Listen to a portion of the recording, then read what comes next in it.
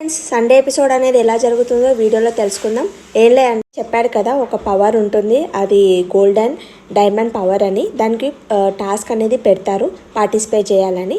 4 jars అనేవి ఉంటాయండి. ఆ 4 జార్స్ ఒక్కొక్కరు ఒకటి తీసుకోవాలి. మన గారు ఆరెంజ్ తీసుకుంటారు, రెడ్ వచ్చేసి మన డైమండ్ తీసుకుంటారు, తనుజ గారు గ్రీన్ తీసుకుంటారు, అలాగే బ్లూ వచ్చేసి మన రీతు గారు. సో ఆ జార్ ఉంటుంది, ఆ జార్లో కొన్ని బాల్స్ ఉంటాయి. ఆ బాల్స్ వాటర్ ఫ్లోట్ చేసి ఆ బాల్స్ కింద కీ అనేది ఉంటుందండి. ఆ కీ తీసుకొని ఒక బాక్స్ ఉంది, ఆ బాక్స్ని ఓపెన్ చేయాలి.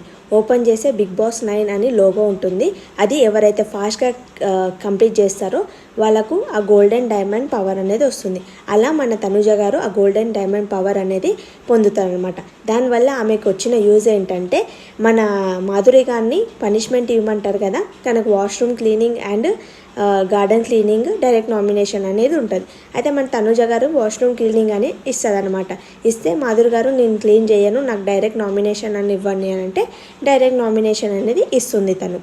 ఎలిమినేషన్ రౌండ్ లాస్ట్ రౌండ్ ఉంటుంది కదా, ఆ రౌండ్లో మన సంజన గారు రమ్య గారు మిగిలిపోతారు. అప్పుడు మన తనుజ గారికి అడుగుతారు అనమాట, నీ దగ్గర గోల్డెన్ డైమండ్ పవర్ ఉంది కదా, ఎవరిని సేవ్ చేయాలనుకుంటున్నావు అంటే తనుజ గారు అంటారు సంజన గారిని సేవ్ చేయాలని అనుకుంటారని చెప్తుంది.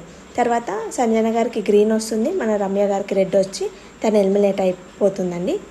కంటెస్టెంట్స్ ఎవరెవరు వచ్చారు అంటే రేపు నామినేషన్ చేయడానికి చాలా మామూలుగా కాదండి, చాలా రచ్చ ఉండబోతుంది నామినేషన్ అనేది. మన శ్రీజ గారు, మాస్క్ మ్యాన్ హరీష్ గారు, మనీష్ గారు ఎంటర్ అయ్యారంట.